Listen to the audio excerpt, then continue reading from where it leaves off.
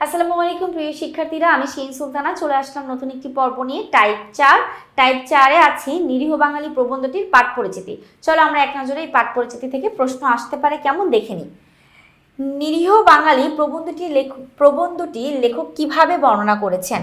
হাস্যরসাত্মকভাবে, গম্ভীরভাবে, জটিলভাবে বা সরল বাক্যে? উত্তর হচ্ছে হাস্যরসাত্মকভাবে, মানে তিনি খুব মজা করে নিরীহ বাঙালি প্রবন্ধটি রচনা করেছেন। 40 নিরীহ বাঙালি প্রবন্ধে নারীরা নিজেদের কি প্রমাণ করতে চায়? সাহসী, রূপসী, অবলা বা ধনী? উত্তর হচ্ছে অবলা। অবলা বলতে এখানে বোঝাচ্ছে দাসী বা দাসী হয়ে থাকতে পছন্দ করে, অবহেলার শিকার হয়ে পছন্দ করে, থাকতে পছন্দ করে, দুর্বল জাতি হিসেবে নারীরা নিজেদেরকে সেটাই বানিয়ে রেখেছে। 40-এর 3 হবে। এবার আমরা যাবো 41 নম্বর প্রশ্নে। 41-এ কি আছে? রোকেয়া সাখাওয়াত হোসেন বাঙালি পুরুষ ও নারীকে কোন কাজে প্রণোদিত করতে চাননি? কোন কাজে প্রণোদিত করতে চান নাই? উত্তর হচ্ছে ব্যক্তিগত কাজে। সামাজিক, পারিবারিক, জাতীয় কোনো কিছু না, ব্যক্তিগত কাজে প্রণোদিত করতে চান নাই। তার মানে আমাদের 41-এর উত্তর হচ্ছে 2। এবার আসি 42। নিরীহ বাঙালি প্রবন্ধটি কিসের উপর ভিত্তি করে রচিত? পটভূমির, বিষয়বস্তুর, হাস্যরসের, জাতির জীবনাচরণের?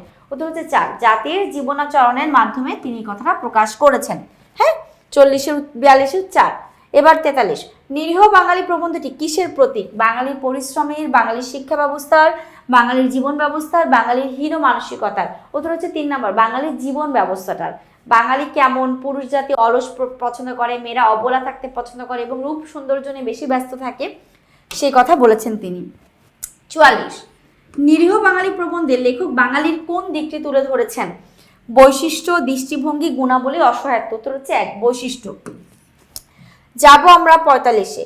নিরীহ বাঙালি প্রবন্ধে লেখক বাঙালিদের কি বলেছেন? ভর্ৎসনা করেছেন, প্রশস্তি করেছেন, হেয় করেছেন বা উপহাস করেছেন? উত্তর হচ্ছে উপহাস করেছেন। হ্যাঁ, মানে একটু ঠাট্টা করেছেন, একটু বিদ্রুপ করেছেন বা একটু মজার কথা বলেছেন, তাই জন্য আমাদের উত্তর হবে 4 নাম্বার। তো এই ছিল আমাদের পাঠ পরিচিতি নিয়ে আলোচনার টপিক। সবাই ভালো থেকো, সুস্থ থেকো, নিরাপদে থেকো। আল্লাহ হাফেজ, আসসালামু আলাইকুম।